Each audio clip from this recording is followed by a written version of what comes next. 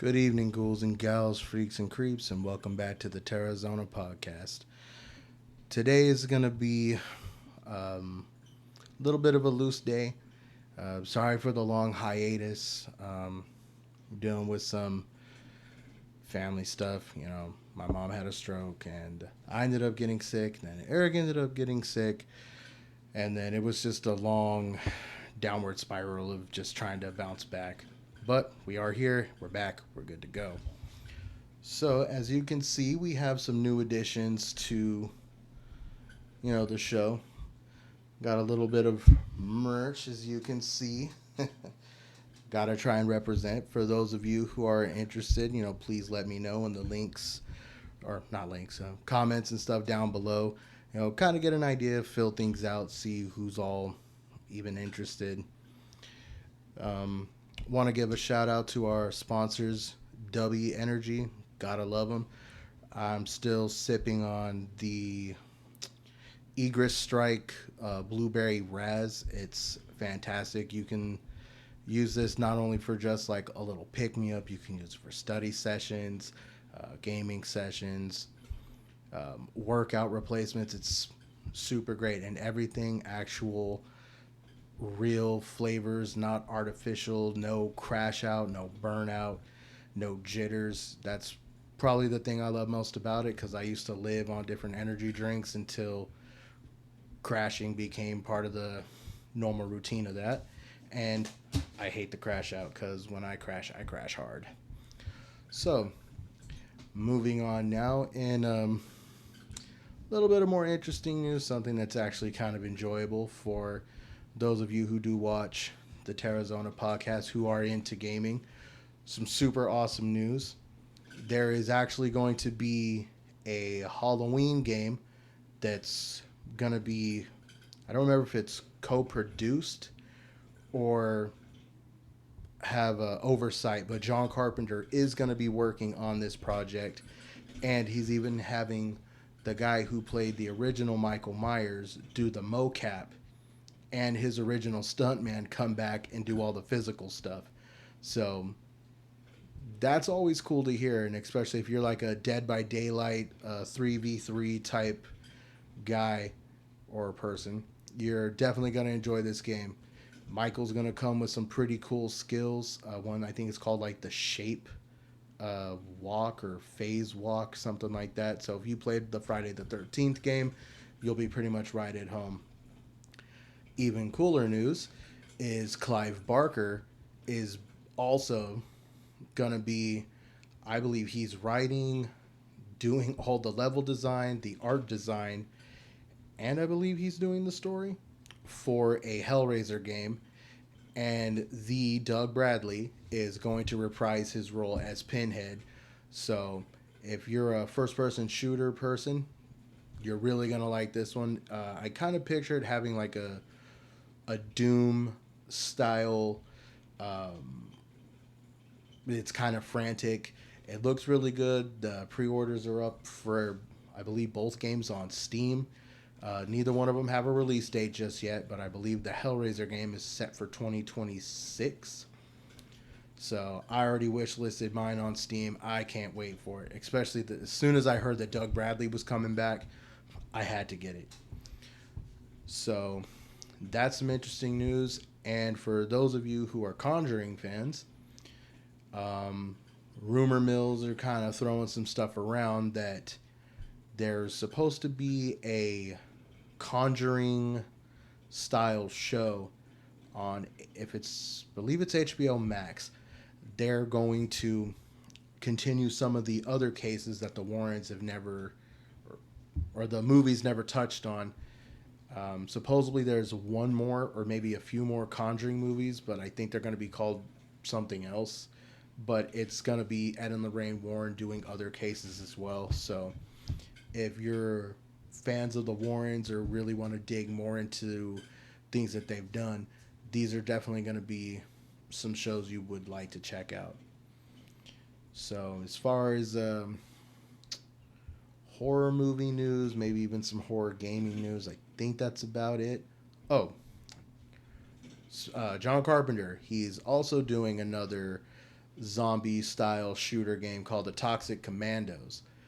So if you're a fan of Left 4 Dead or like your Dead Islands, you're definitely going to enjoy this. It looks super frantic. It's like if Sunset Overdrive and like like I said, Dead Island or Killing Floor, Left 4 Dead have a baby. This is going to be their offspring. And to me, the vibe kind of feels like an Escape from LA or Escape from New York, very Carpenter esque, just meets wacky over the top zombie slaying. So I'm trying to think if that's everything else as far as news. But yeah, so keeping it going now. So some stuff I wanted to touch on. As I was sick, I just kind of laid in bed and was moping around, trying not to want to die and be all, crappy. I did a lot of movie watching, and I'm one of those people who watch like the most weird, off the wall, zany, crazy, half assed, like baked movies. And I love B cheese horror films. I think they're sometimes those are great movies. And especially growing up in the 90s, I was like right in the maybe I want to say like 3 4 years into like the straight to VHS trends.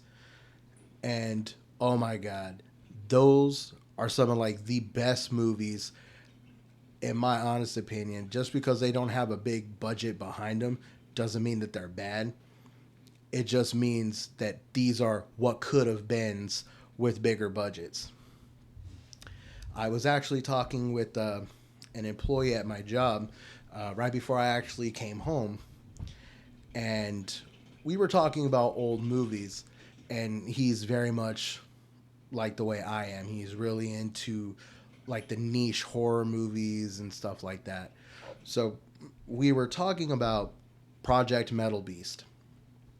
A lot of people have never heard of this. I think it was made in 94, 95, something like that. And it was just, I think it was like a straight to Showtime or Cinemax uh, horror movie.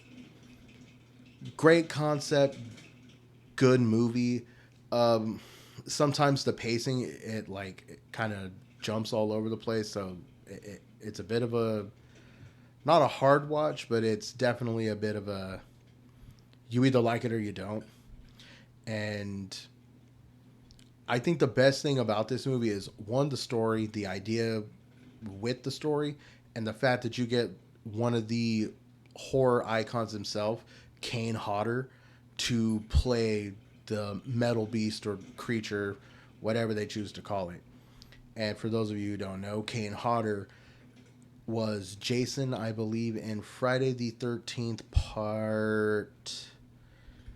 It's one of the later ones. I believe it's like five or something like that. But after that, he has played Jason through pretty much all the other Friday the 13th. He was Jason in the Freddy versus Jason movie. Kane Hodder is just, that dude's fantastic. So as I was watching this movie, I just realized, I'm like, you know what? This movie could have been so amazing if it just had money behind it. Check this concept out. 1974, or not, sorry. Yeah, it's 74. So you go off to Budapest.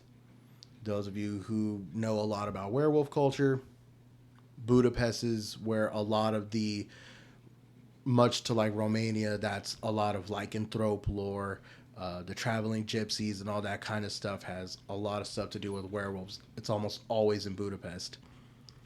You send in two black ops or like special forces or elite ops officers, whatever. They're there to capture DNA samples of this werewolf to bring back and then genetically copy it and then make an army of super soldiers with werewolf abilities. A little bit of things go awry. One of the guys gets eaten, and his partner, who really didn't care about his partner to begin with, he really doesn't even care about the mission because he is the mission type dude, kills his buddy, kills the werewolf, takes the blood, brings it back to the base, and instead of waiting to try and do all the gene altering, he just injects it into himself and turns himself into a werewolf. So the general, who's kind of a POS, he shoots him with some silver bullets and then basically puts him in a cryo sleep for 20 years. So fast forward now to 1994.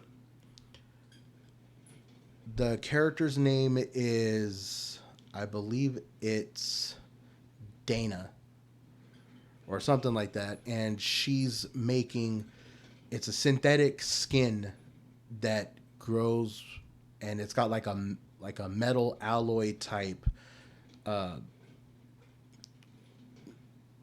they use a lot of sciencey terms. I'm not a chemist or a bioengineer, so I'm not gonna try and remember all that.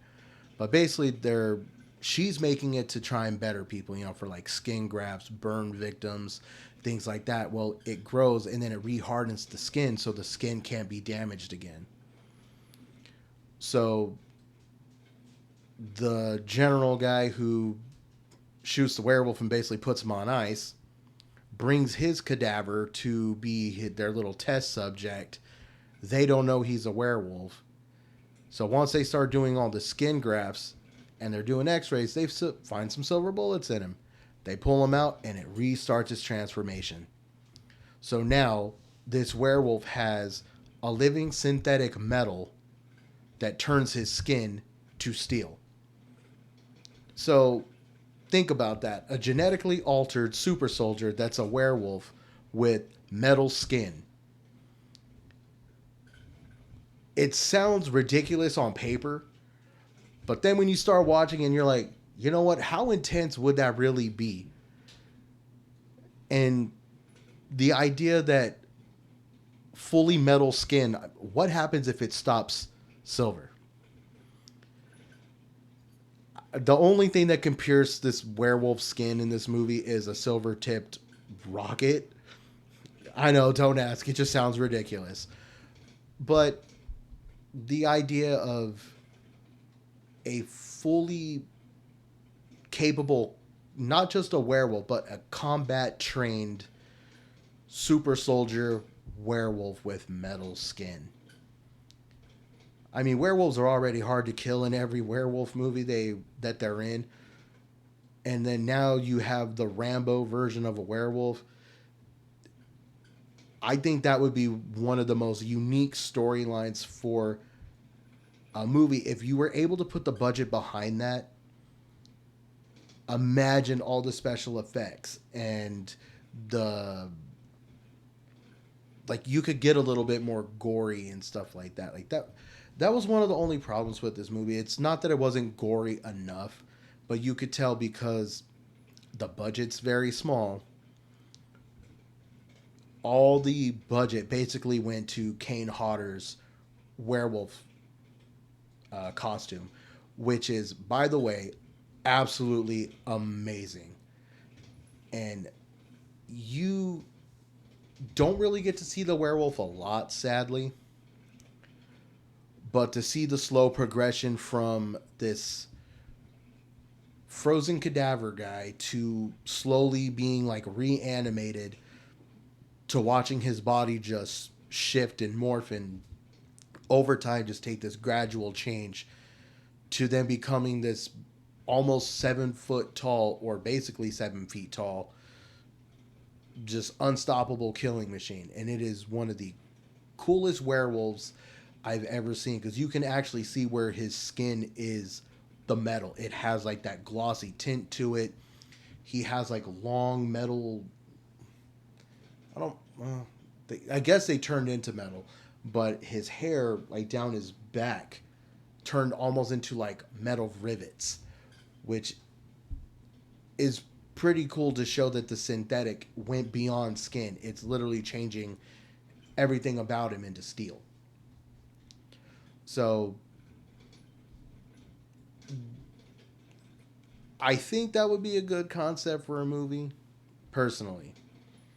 But I'm one of those guys who I can throw some crazy stuff at a wall and it sounds pretty good, but you can't always deliver. This did. If I had any kind of a gripe, it's not even that the acting in this movie is bad. It's sometimes the situation that these people are talking and deliberating, like the energy just feels off. I'm like, okay, you guys are trying way too hard to make this situation serious. Like, I know it's serious, but you're trying to be so serious it comes off comical. And same thing with like the main general guy, like who's the main bad guy of the story. When I hear him talk, I kind of picture like terrible James Bond villains or like a reject Doctor Evil. I don't know. It's not even he's a bad actor because he's not. I don't know if it's just his cadence with the way he talks or I don't know. But like when I hear like generals and sergeants, I always pictured people like Clint Eastwood from Heartbreak Ridge, where he's got that real gruff and I've been through things and been in the trenches. Like that's kind of how I picture soldiers, or like Mel Gibson from We Were Soldiers. He's kind of grizzled, battle hardened.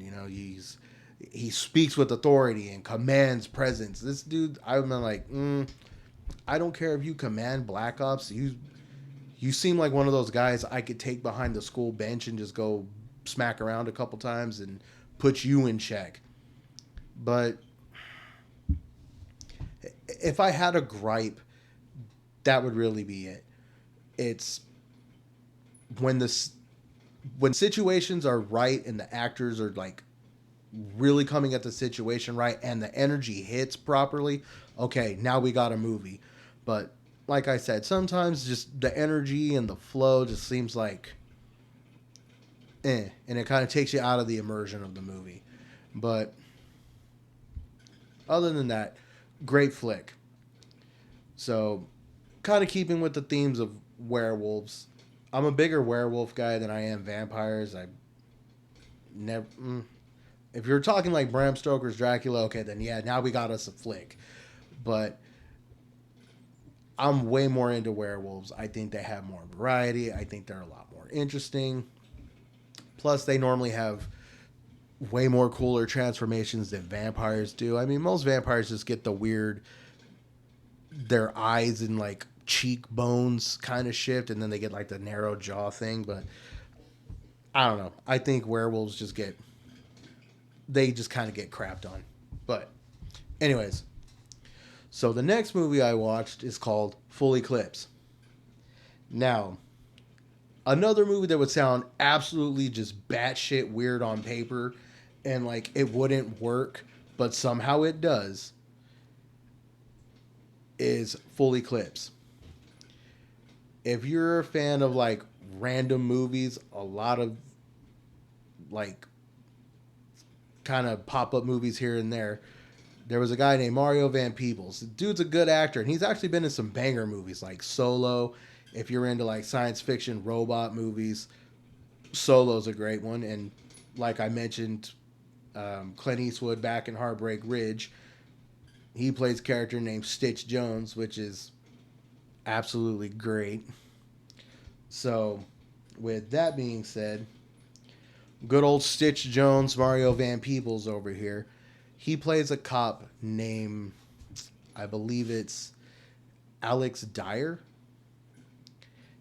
And him and his partner get a call in the middle of just their typical ship. They're both police officers. I believe they're like lead detectives on homicide or like gangland detectives, but they're down in the trenches where the shit really gets going, and it always happens. Well, Mario Van Peebles partner, they both climb through air ducts trying to stop like a hostage situation. Well, the pipe that his partner is climbing in starts to rattle, and it makes a lot of noise, and people find out that he's in there and they shoot him. Well, they don't know if he's going to die or not. He's in a coma. So Mario Van Peebles is talking to his partner's soon to be fiance and stuff like that. Well, you see another officer walk in and inject something into Mario Van Peebles' partner's IV. Then you hear his heart rate accelerate and then it kind of fades. So they're getting dressed at the precinct. The next thing you know, who should walk in? Mario Van Peebles' partner. Like he was never shot, never hurt. Like nothing ever happens. Next thing you know, big shootout. This dude's running like a leopard, jumping 25 feet over fences, runs his bike into. These two people are, after they're done, just shooting everybody all up at random in the middle of LA. Mario Van Peebles' partner hops on a bike, tries to Evil Knievel style kill one dude, and then crash the bike with another guy on it while he's reading him his Mirandas. Walks right out of the burning motorcycle accident like the Liquid Metal Terminator, which was a pretty epic shot, by the way. I mean, the dude looks absolutely badass just walking out of the flame with a slightly torn or a slightly messed up, you know, businessman shirt with a jacket. So, lo and behold, the guy finds out he's slowly turning into a werewolf through this injection. So, Mario Van Peebles meets a guy named Argo or Ago, something like that. It's some weird French name. And he creates a small therapy group of other officers who've been injured in the line of duty or have all kinds of other issues and stuff like that. He's slowly kind of trying to get Mario Van Peebles to join his little group and stuff like that. Come to find out, he's been injecting him with this werewolf serum, and then the whole group are, I don't want to say they are werewolves, but they never go completely into the werewolf transformation. They're like in the middle. So I don't necessarily know what that would be, but they're like half werewolf. They got the claws, the teeth, all the super strength, and they just go around slaughtering criminals. So the idea that you have super cops with werewolf abilities is actually pretty fantastic. You know, it takes the concept of almost Batman's vigilante justice, but you mix it with some Red Hood and you take it to the extreme where they don't care about taking life. And then you sprinkle a little bit of werewolfism on top. So if you ask me, it's a killer concept. And what makes this movie even better is through all the time Mario Van Peebles is starting to dig into this guy who wants him to join his little wolf pack. He starts seeing that every lunar cycle, when it's time of the full eclipse, all of his little troops or whatever, they all end up dead. This Argo is the only one who ends up surviving all the time. It's always just this one guy. So Mario Van Peebles is like, okay, I'll go ahead, get some silver, and I'll put a stop to that.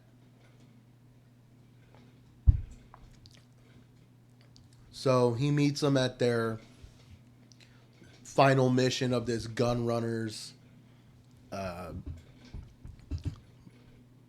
I don't know what you would call it, but their little meetup at these docks. So Mario Van Peebles shows up, straight thugging, kind of has a little confrontation with his that Argo, and he lets him know, he's got a silver bullet and he's gonna pop him a new asshole in the forehead. And the next thing you know, he's like, "Go ahead, shoot me. I'm not worried about it." So blammo, perfect slug on him. It's a dead to rights shot. Next thing you know, Argo hops up and he's like, "Ow." Then he explains to him, "Don't you know anything about werewolves? So you've been doing all this research. It's a full eclipse. Werewolfism apparently is at its peak, and they're even immune to silver." And then he goes full werewolf mode. And, I won't spoil the rest of the movie. I've already spoiled most of it. But it's so interesting to think that you take a group of cops who have either all been fatally injured in the line of duty or have had really fatal things go down. It's a therapy group, but then you're also recruiting all these kind of broken people and turn them into werewolf super cops. Again, it's a movie that shouldn't work, but it does. And I really, really wish that it would have just had a bigger budget, because there's so much there that they could flush out. But with the small budget, and then it was a straight to TV movie for HBO, 93, good old 90s. It just kind of got lost in the shuffle with other great movies that were already coming out at the time. So I hate when there's really good movies that just absolutely completely get overshadowed because they're like straight to VHS or straight to, cable networks. Like another movie like that kind of deserved more shine. I wish I could remember more of it. I can't find it anywhere. And sadly, when I went through this whole watching werewolf movies back through the grapevine thing, I'm a huge fan of Wes Craven. Not the Scream movies, though. I've never been a Scream guy. I can't understand for the life of me why people like them. I like the logic behind them. The whole horror movie can tie tropes to patterns of recognition and behavior and stuff like that, which is cool. But like I said, I can't get behind that because one dude's wife cheated. It created a whole town of serial killers. Like, that logic to me is just absolutely retarded, and I can't get behind that.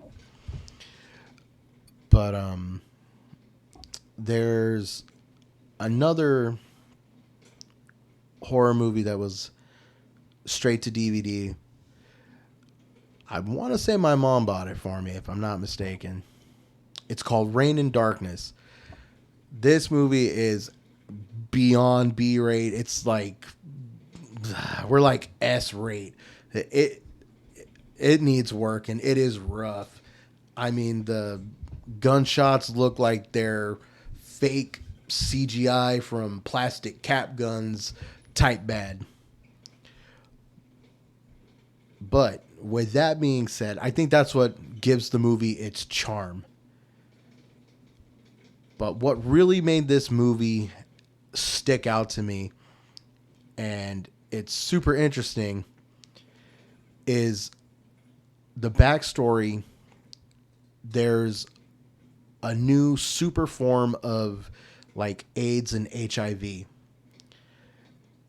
And there is a group of, I want to say they're like bounty hunters or like security force agent people.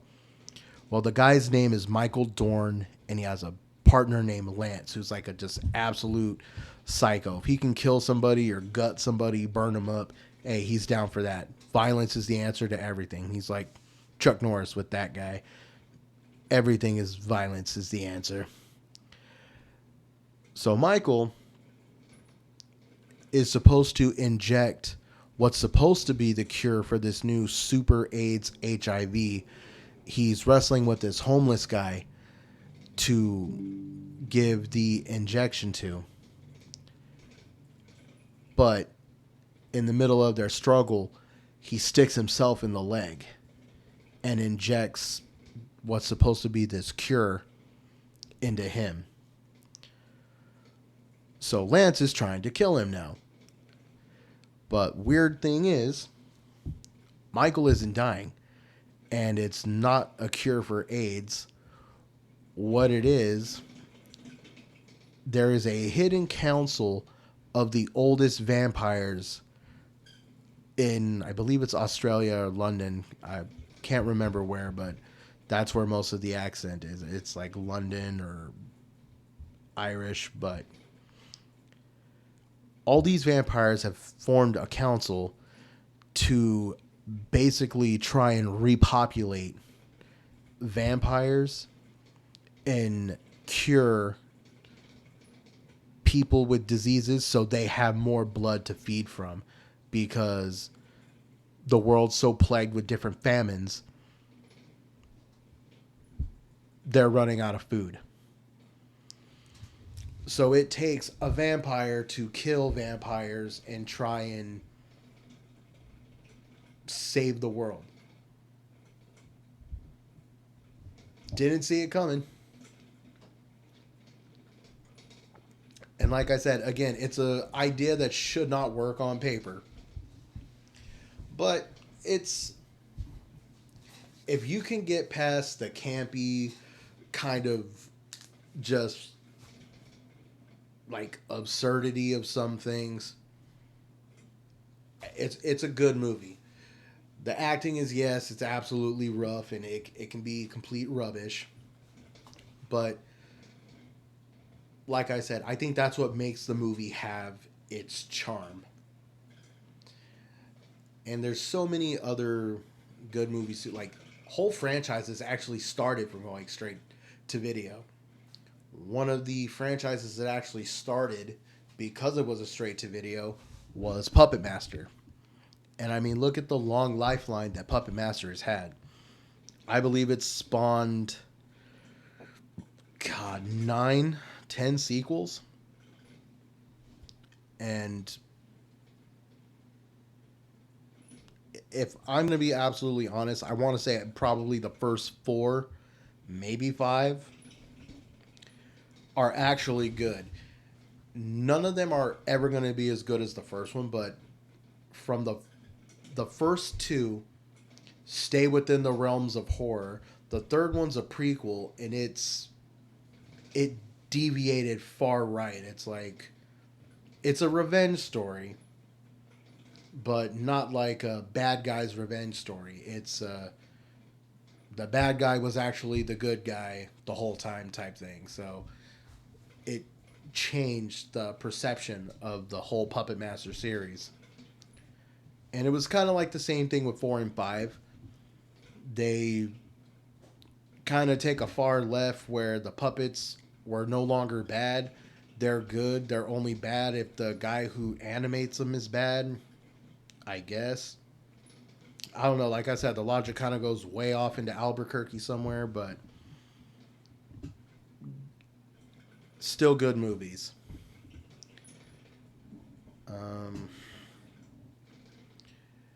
Yeah, this is basically what I did the whole time I was sick. Sorry if this episode seems super boring, but you know, Terror Talks are meant to be more linear, just for the group to vibe.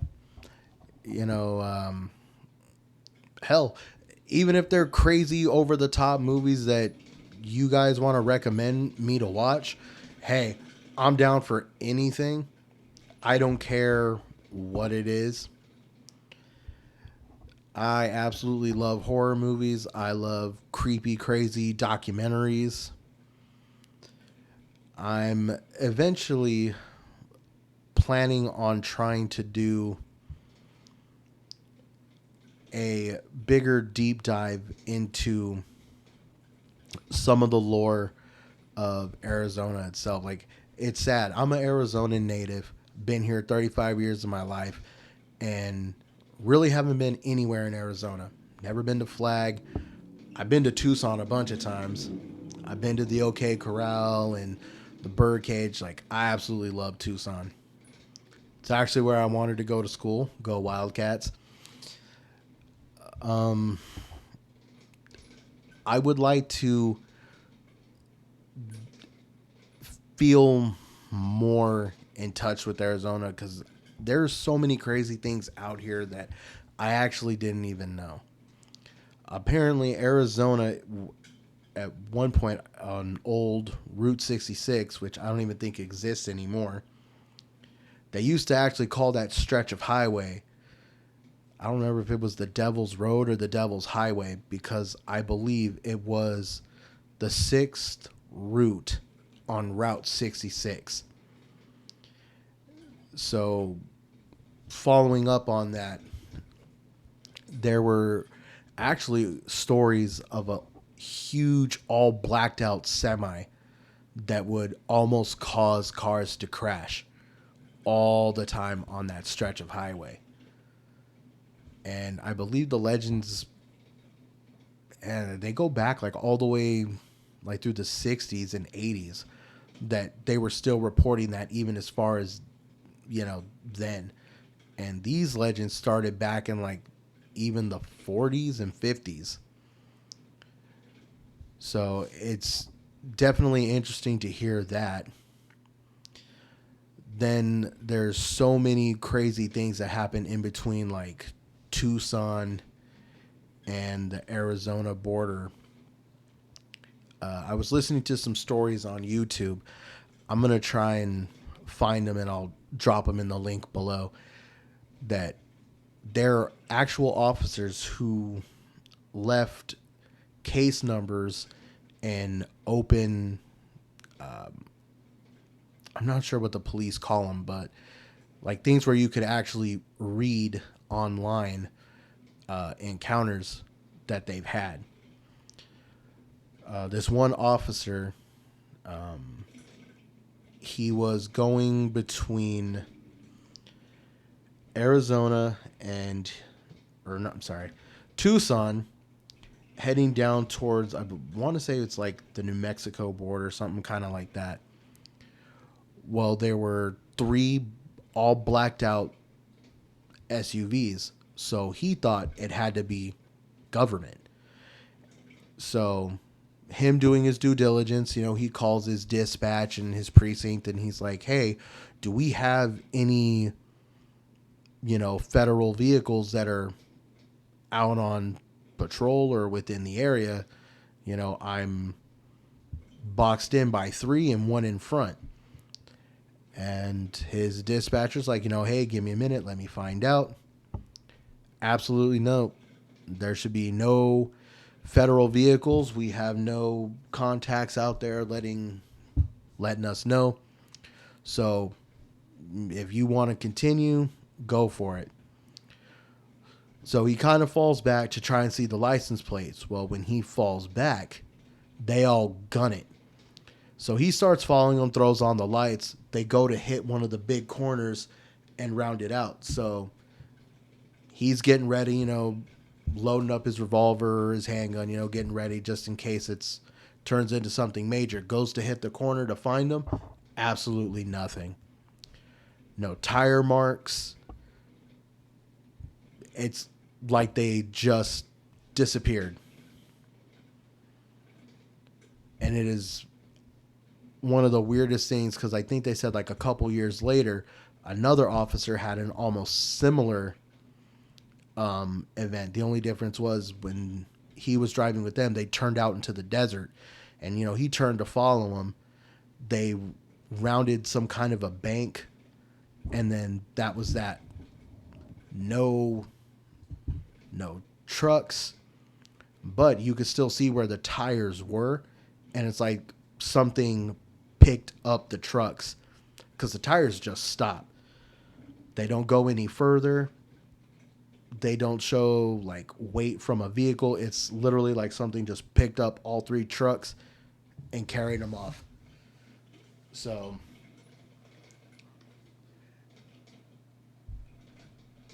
what would go through your mind experiencing something like that? I mean, any kind of government anything already kind of screams out red flag to me. I'm not a conspiracy theorist, but I'm definitely not one of those people who's like, "Oh yeah, the government's your friend." Yeah. Next thing you know, you're going to be some kind of a human guinea pig for the next vaccine that's supposed to give you superpowers. The next thing you know, you're turning into werewolves. Yeah, no thanks.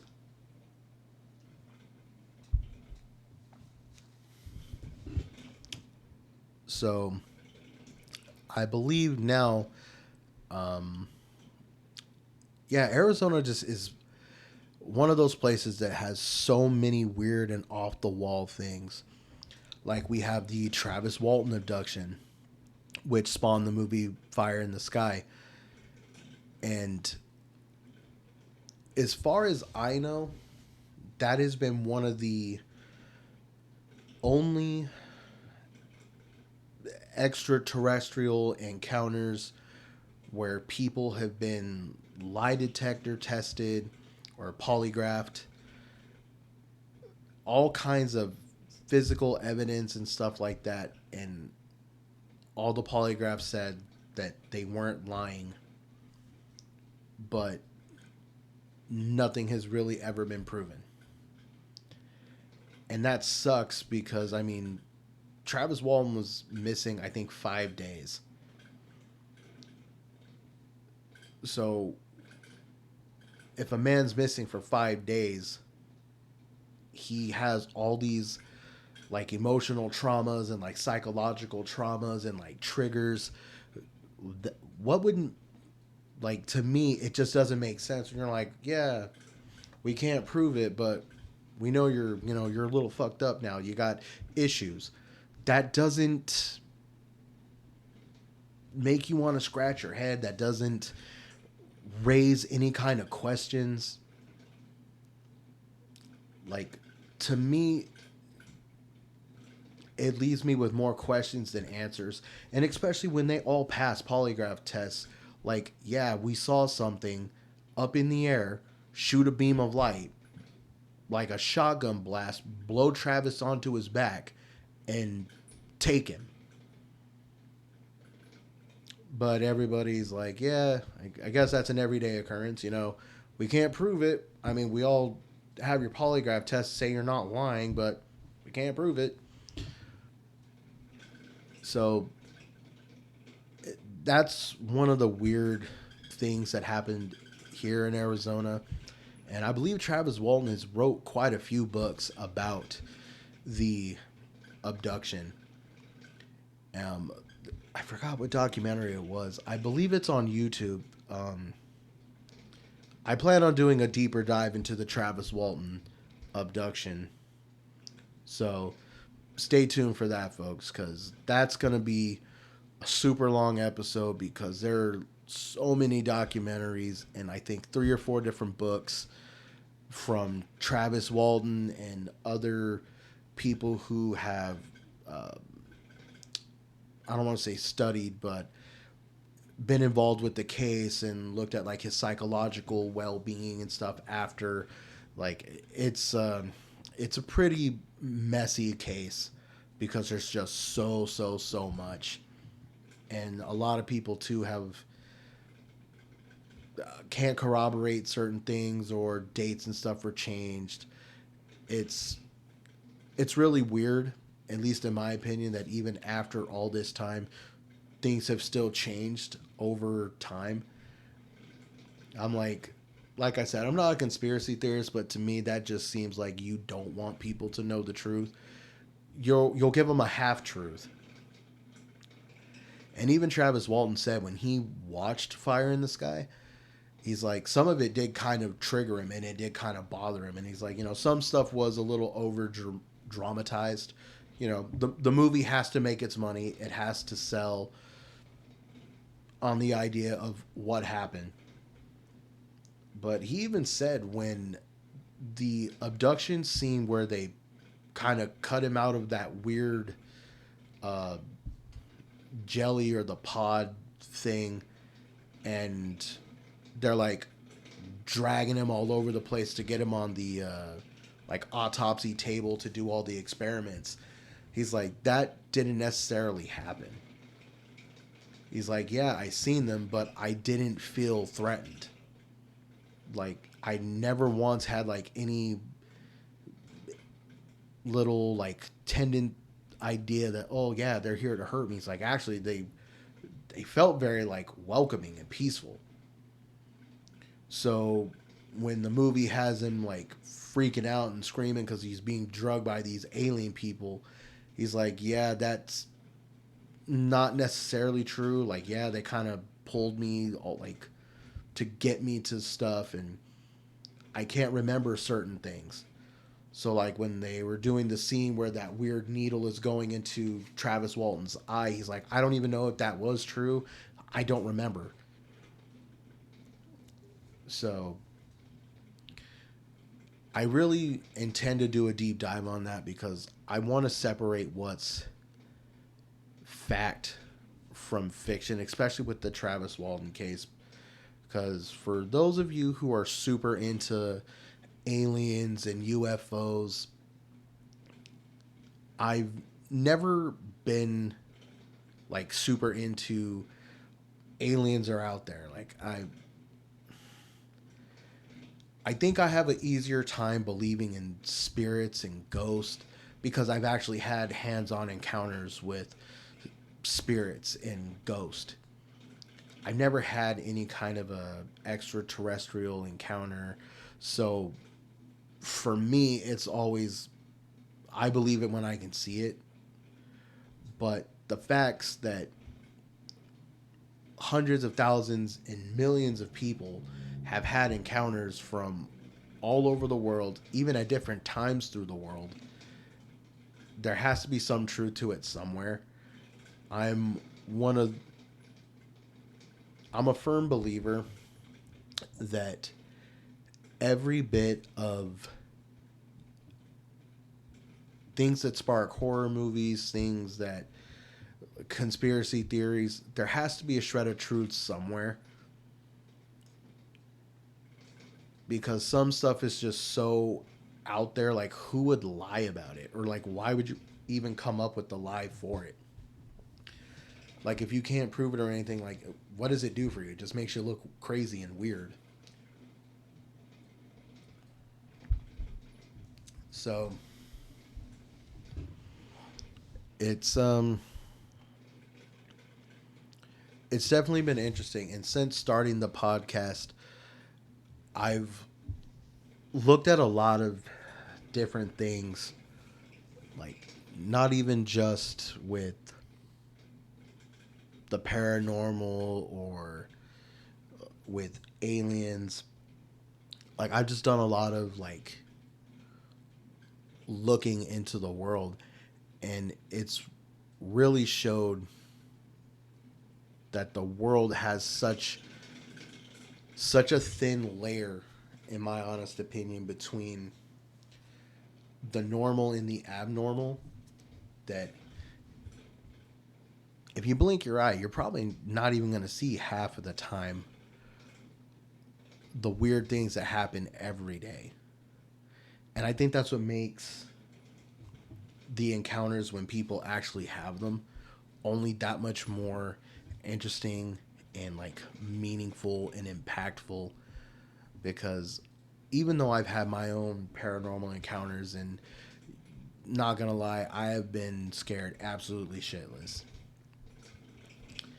I've had some way more scarier things happen than the stories I talked about on the origin story episode of the podcast.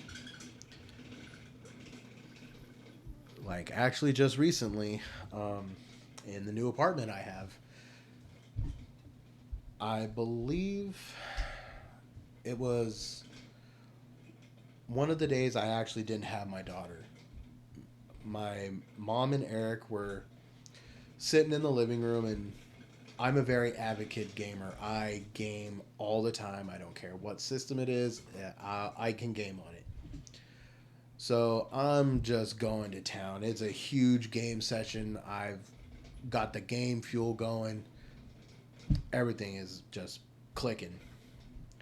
So lo and behold, I hear a knock on the door, and I'm kind of irritated because they're breaking me from my flow. So I'm like, what? I Yeah, it's my mom's voice, and I'm like, what do you want? Because I'm trying, keep looking at the TV and game, but she doesn't open the door, and I don't lock my door. I mean, the only time I ever lock my door is, if I'm changing in my room or getting dressed, something like that, something that would require it to be locked. But any other time, my door is never locked. So she doesn't say anything. She doesn't come in. I'm like, all right, whatever. Go back to gaming. And then next thing you know, I hear another knock. This time it's a little louder. And I'm like, hey, what you want? Because now I'm getting a little agitated. I'm like, don't play games. You just open the door. So I'm like, open the door. Nothing. I'm like, Moms, I know you heard me, dude. Just open the door. Nothing.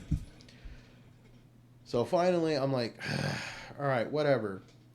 Just stop knocking on the door, dude. You're starting to kind of make me mad. Another 2-3 minutes go by, and this time it sounds like, like she's knocking. I'm like, ah. So I get up, swing the door open because now I'm super pissed. I'm like, what, dude? And I hear my mom and my brother in the living room. They're like, what are you whatting about? I'm like, I'm getting irritated because you guys are knocking on the damn door, but don't nobody want to say nothing. So what's up? Like, what do you guys want? They're like, dude, nobody knocked on your door. I'm like, yeah, that's why I'm out here. Who knocked on the door? No one knocked.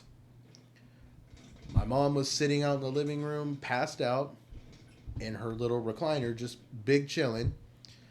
My brother was watching a movie, I forgot what movie he was watching, but just sitting down, watching his movie, doing his own thing. Nobody heard the door. Nobody heard me yelling. So I'm like, you guys didn't hear me yell? They're like, no. I'm like, dude, I've been yelling for like 3 minutes at everybody to open the door. They're like, dude, we didn't hear you yell. We didn't hear you nothing. Like, we didn't even hear the knock on the door that you're talking about. So that was definitely pretty freaky. So I believe this happened about, so it was either in October or November, somewhere around there. I'm sitting in my bedroom once again, and I hear my mom yell for me in the living room. So I go out there, and she's not out there. I'm like, all right, whatever. I'm going to go back in my room. And I recently got a surround sound system. So for my mom to get my attention, she's going to have to use that voice box. Like, she got to yell, to for me to get to hear, because otherwise I ain't hearing shit. So I'm sitting here gaming it up, and the next thing you know, I hear her go, Sebastian, I'm calling you. I'm like, all right, damn, like, chill out. Like, you sound pissed off, so before you yell at me, let me walk out there and see what's going on. So I'm walking down the hall, I'm like, well, what's up, Moms? Hey, Moms, hello? I hear yell from the bathroom. What? I'm like, what do you mean what? What do you... I'm like, you didn't call me? She's like, no. She's like, I'm in the bathroom. Why would I call you when I'm using the bathroom? Like, use your head. I'm like, Mom, I swear to God, I heard you call me. And she's like, no, just stop yelling for me. It's distracting. I'm like, okay, yeah, that's weird. So I'm already halfway to my kitchen. So I'm like, you know what? I'm going to get me something to drink. And I'm going to go back in my room. And this time I'm just going to close the door. I don't want to hear anything come from the hallway because it's freaking me out. I cross the little closet that holds my hot water heater. And I shit you not, behind me, it's clear as day because I know my mom's still in the bathroom. I have to walk by the door, and the bathroom is right across from my bedroom.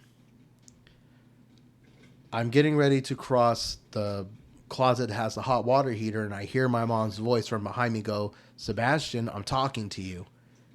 And I'm like, nope, oh hell no. Nope, not today, Satan. And I straight hightailed it straight into my room, and I'm like, nope, no mimic is gonna get me today. So I still have little weird random things happen. One of my least favorite ghost story type things that happened, the apartment I was talking about in the origin story, when I got really drunk when I went out with one of my friends, and I felt like my bed grew and I thought somebody laid behind me. So around that time, this is before I had my daughter, and I still had the apartment where I met that friend I went out with. So at the time, I was dating this, young lady, and she was supposed to come over and stuff. So I'm, kind of getting the house cleaned up and stuff. And my mom was like, "Hey, I'm gonna leave. I got some stuff to do. I'll, let you know when I get there." I'm like, "Oh, okay." So I'm waiting, for my girlfriend to show up at the time, and I hear the front door open, and I'm like, "Okay, she would knock, and she doesn't have a key to my apartment, so who the hell just walked into my house?"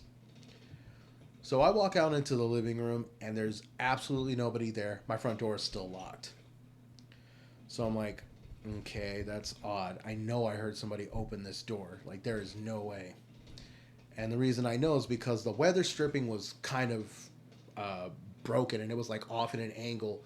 So you would hear it just drag across the floor. And it was a terrible, terrible, terrible drag. Like, it seriously sounds like you have a rake pinned under another rake rubbing sandpaper. Like, ugh, this weather stripping was just absolutely toe up. So I'm just like, okay, whatever. Not a big deal. Just leave it alone. So my girlfriend shows up. She's getting ready to leave, and I'm like, okay, I'll call you in the morning, blah, blah. She leaves, and I wasn't sure if I did or didn't lock my door, but I'm like, okay, whatever. Even if I left the front door unlocked, my mom could just walk in. So I go in my room, I'm watching a movie, and I swear I hear the door open again because I hear that stupid dragging. I'm like, hey, did you forget something? No answer. Moms, is that you? No answer. So I go back out there. I'm like, okay, whatever. I'm gonna go check this door. So I'm looking at the doors. I'm tightening up all the hinges. I open up the door. I'm screwdrivering everything, WD-40ing everything. It's one thing my dad and my brothers always taught me. 90% of stuff can be fixed with WD-40, duct tape, flathead, and a Phillips, vice grips, channel locks. You're set. So I'm over here trying to MacGyver this stupid door, and I just have the most unsettling feeling. And I mean, it's so unsettling that I'm like kind of peeking my head around corners, and my front door is wide open, so I can see everything going on in the little courtyard. I can see both ends of the staircases that come up to my apartment. And I mean, I didn't even live in like a super terrible area or anything either, so I'm like, why am I worrying about like this whole sense of dread was just absolutely unbearable. And I'm a good sized cat. I'm like 5'11", 5'11" and a half right now, or whatever. I'm probably 300 and something pounds. And back then, I was still kind of somewhat in shape. I was kind of out of high school. So I was like 220 pounds, 240 pounds then. And at 5'11, I worked out and all kinds of stuff. So I'm like, I can handle my own. But I could not shake off that just super unease feeling. And for, like I said, a guy of my size to just like, my whole fight or flight instinct was to just flee. It's not like me. So I'm like, okay, whatever. Close the door, fix it, and I'm moving on. Next thing you know, I'm midway in the living room because, so this would be a perfect example. So here's the front door, it's perfectly flush. You'll walk maybe 2, 3 steps like that and turn to your left. Living room. So I'm not even out of the kitchen because the kitchen sat right next to the door. So I'm like, okay, that's weird because I hear the knob turn and I hear the door come open, but the door is closed. And I turn and look, and my mom had this huge leather lazy boy that my brother in law gave her.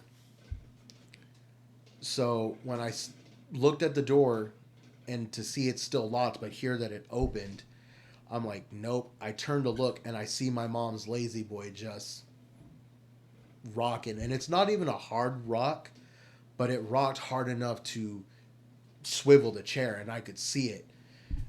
Man, let me tell you, I don't care that I lived on top of another person's apartment.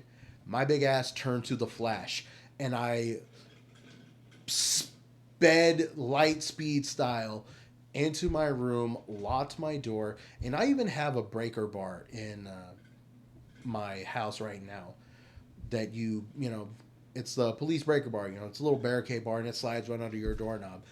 I put one of those damn things on my door in my house and was so freaked out. And I'm a knife collector. So I had a huge, like, Rambo military style combat knife. Man, I had that damn thing in my hand and I was like waiting for someone to come through the door. I don't know what this knife would do to a ghost, but hey, it made me feel better. So it's just so crazy that random weird stuff like that just happens to people in my family. Like, it's super crazy. Um, my nephews actually who watched this show, and at this time my nephews were really really young, and god, I was such a terrible uncle. I encouraged them to do bad shit, and I know I shouldn't. I should be the role model, but I do stupid things. I'm one of those, when I feel the sense of adventure, my sense of adventure overtakes me sometimes. Well, they used to live in Buckeye, and there's I don't exactly know what sports team like practices in this little baseball pitcher's place or whatever. It's like a little baseball park where you could practice. Well, right behind it is an actual park, and then behind the park, and then like a street or two down, was like this old like a shipping and receiving building. And you could tell people have already, excuse me, people have already tried to break into this place because some of the windows were broken out, some of the door handles were completely busted. So I was watching my two nephews and my niece for my brother and my sister-in-law. They went out of town. So they've been telling me for months since they moved into this little apartment that they had in Buckeye, dude, we always hear people and stuff banging up in like the little attic area, but nobody wants to, go up there and look. I'm like, you got a step stool strong enough and tall enough, I'll climb my big ass in there and I'll peek my head around and look. So, me being the ever so smart person that I am, I got in there, looked around, didn't see anything, but just the feeling of being in there gave me just absolute chills. Like the chills went from literally the top of my head all the way down to my tailbone and practically into my feet. Like it was the weirdest feeling because I didn't even know that chills and goosebumps could run that low, and it just felt so like I don't even want to say negative. It just felt empty. Like I know that's a dumb thing to say because it was an empty attic, but it literally felt almost like a void, just lifeless, just empty, like empty of any kind of emotion, and just anything. It just felt so weird. So we jumped down, and there's absolutely nothing there. So I'm like, you know what? Just don't worry about it, guys. Well, I was still living at the apartment where the whole chair incident and the bed incident happened. Well, my friend, she started experiencing some weird stuff in her apartment. So I bought a digital voice recorder. I'm like, hell with it. Why not? So I took this recorder to my nieces and nephew's house, and we were able, like, when we would ask questions, you could hear something. Like, you can get faint breaths and whispers, but nothing really tangible. Sometimes when you would ask questions, like, you could hear knocks. We couldn't hear them when they happened, but you could hear them on the recorder. So it was the weirdest, absolute weirdest thing that the night we decided to sneak into this stupid building, we were talking about the attic again. And I know for sure I lowered it completely down because, you know, I didn't want my nieces and nephews to get in trouble that their parents should come home and see the piece to the attic kind of raised up. And they're like, what the hell are you guys doing, you know? Like, well, it wasn't them. It was, you know, it was this guy trying to be Zach T. Baggins and stuff. So, yeah. So,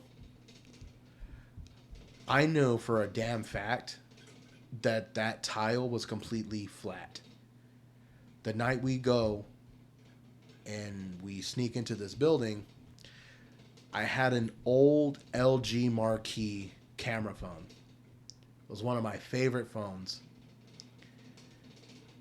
We snapped a lot of pictures in this warehouse. I mean, some of them were so like there were so many orbs in the picture that they would actually block out like 80% of the picture. And the crazy thing is, it's like, how could there be orbs like in that big of an amount? Those are normally like spirit energy. And I'm like, I doubt that, you know, people just be getting killed in this building to have literally hundreds of orbs in a picture.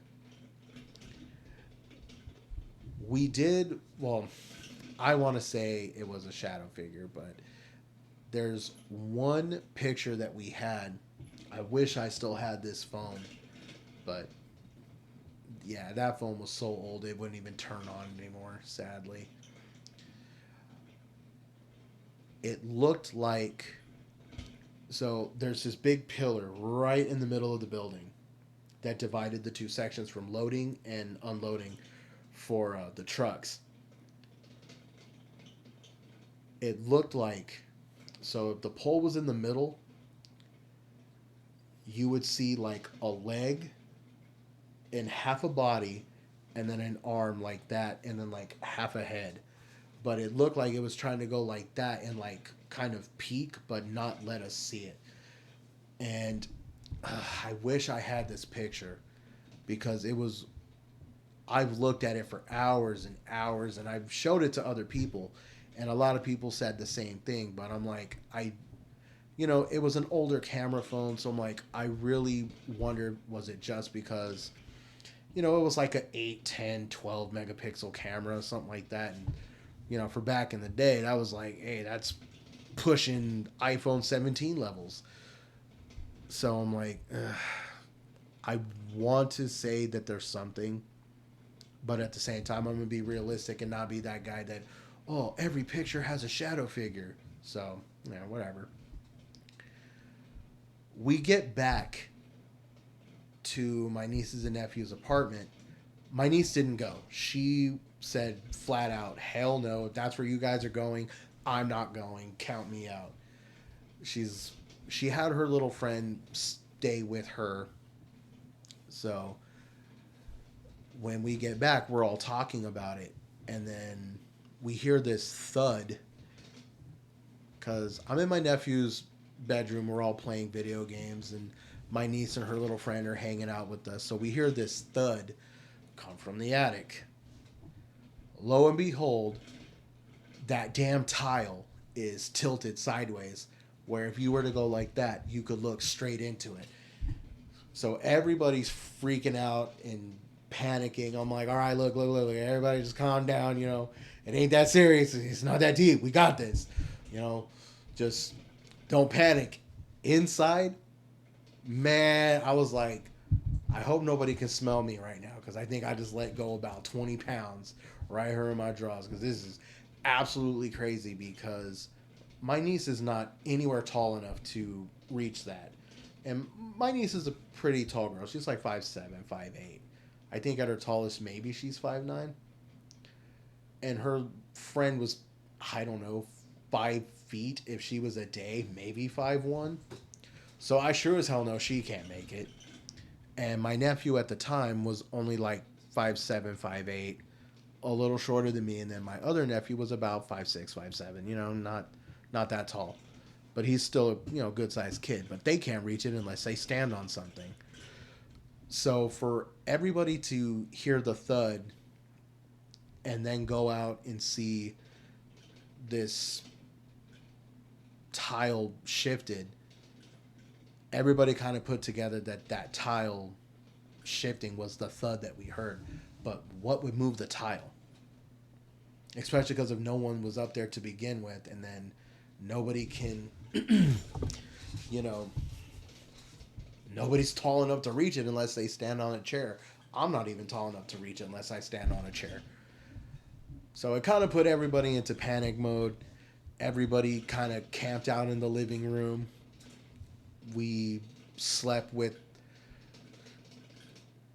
a nightlight on, and we even turned on the light over the kitchen stove.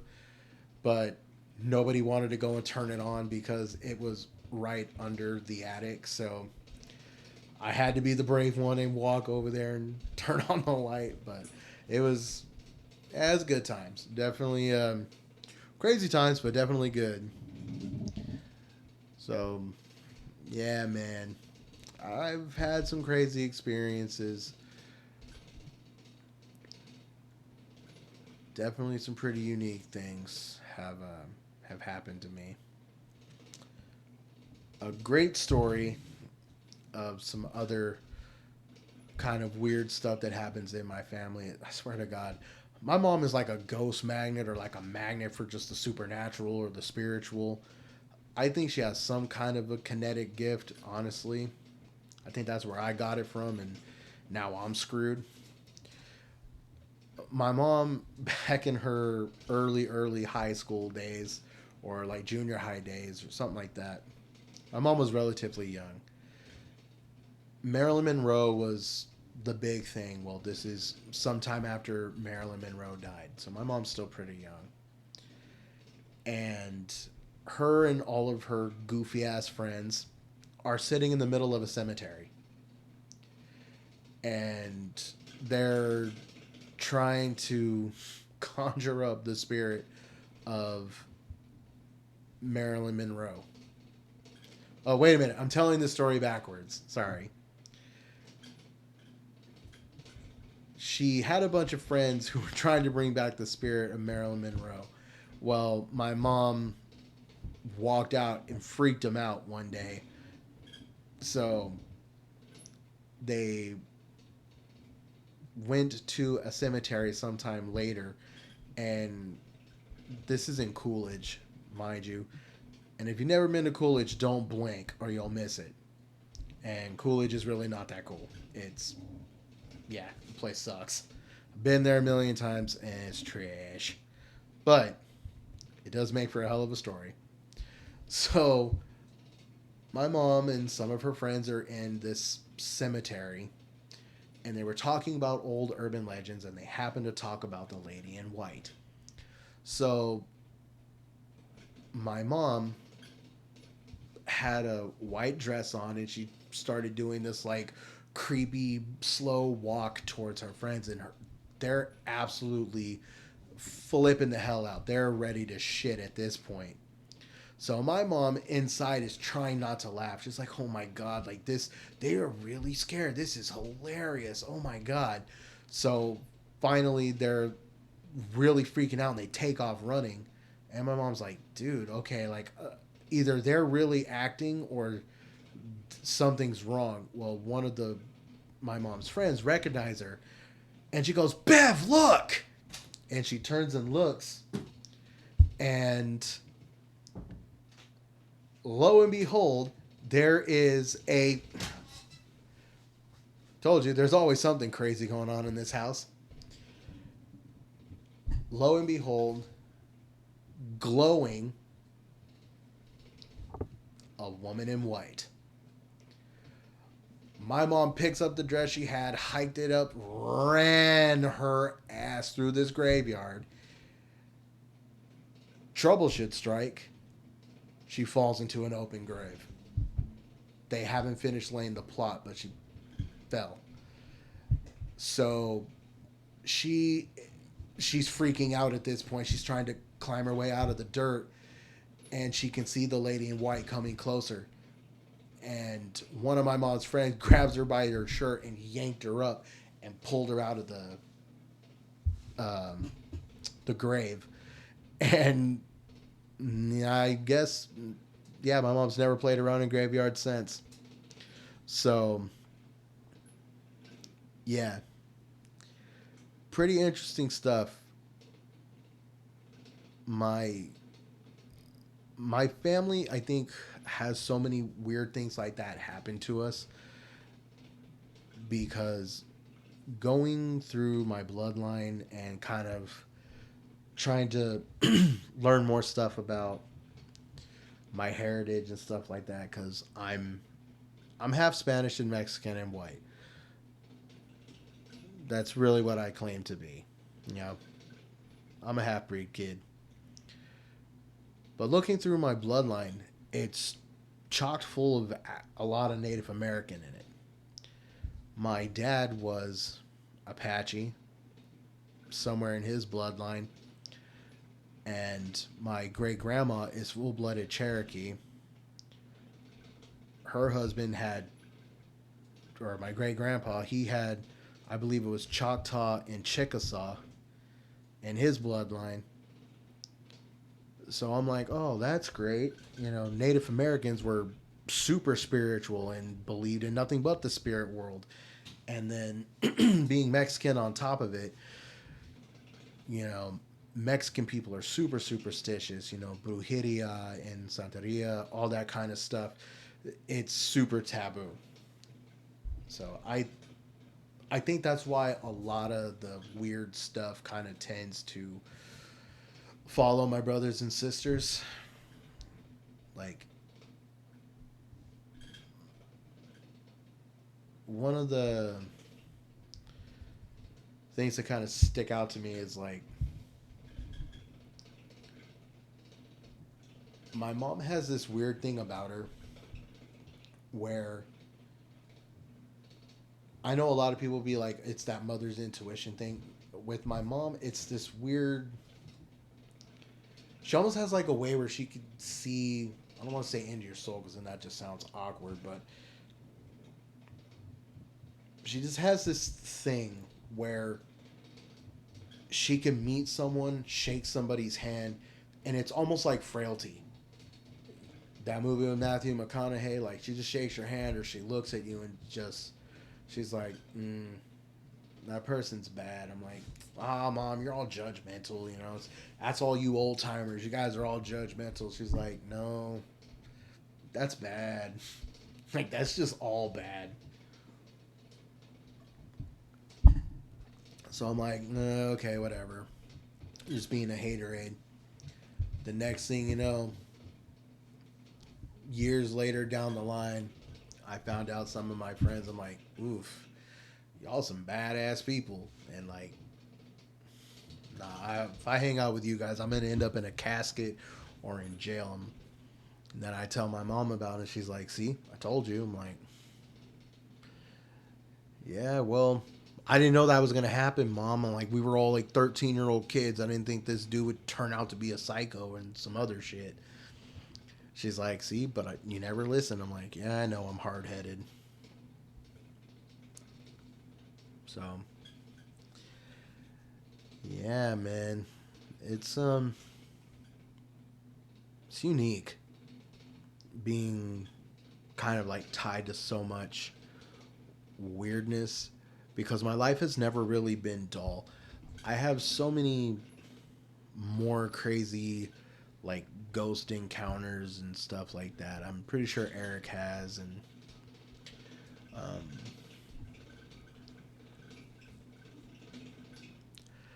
like my brother Steven, I don't think he's had too many, but the ones he has had never leave him.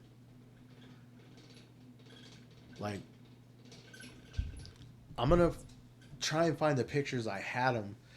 Um, it was super crazy. It was uh, sometime the God, I really wish I could remember what month it was.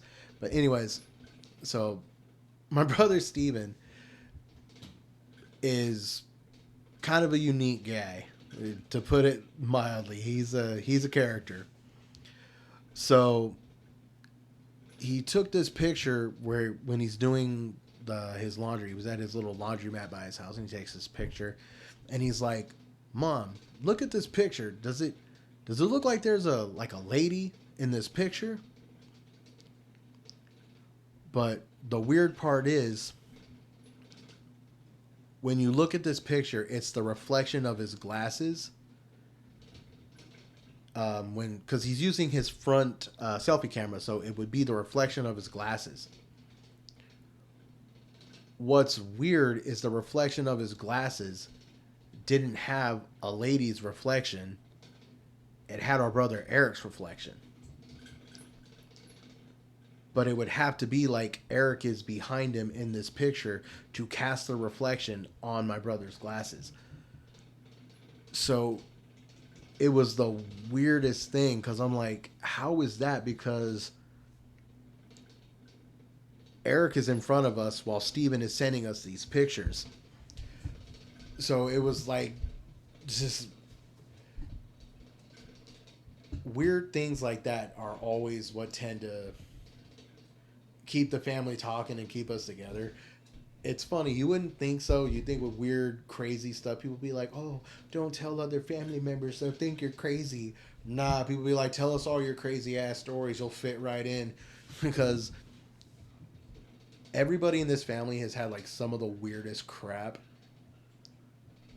But yeah, but I think that's it for today's terror talk, folks. It was good to just kind of sit here and gab.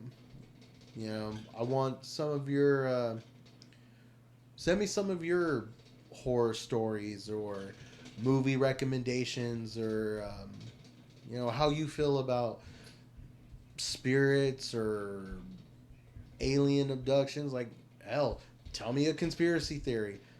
Maybe I'll do a deep dive and I'll put it up here on the show and we can talk about it. I'm always looking forward to hear from you guys because I do this for you guys. Yes, I love talking about horror movies and scary stories and stuff like that, but to have you guys, even what little community we have right now, I do it for you guys, and I love having you guys. This is where I feel the most at home. This is where I feel my most normal. is being with you guys. So that means a lot. And stay tuned because after this episode, we're going to do a New Year's Evil marathon. It'll be a 1 hour live stream. So if I can get this one done in time, I'm going to try and drop this one around 9 ish, 10 ish to get us close to midnight. Or, sorry, 11. And then from 11 o'clock to about 12:25, 12:30, we're going to do a live stream. I'm going to open up the chat. I want you guys to tell me your craziest stories, uh, crazy crimes you heard about New Year's. I'm going to have some stuff to bring for New Year's, some uh, horror, not horror movies, excuse me, unsolved crimes and murders and stuff like that that have happened at New Year's or New Year's Eve. And some of those cases are still open, so if you want to look into those, that'll all be coming for New Year's Eve, aka New Year's Evil. So I hope to see you guys there. So good fright and partially good night, folks.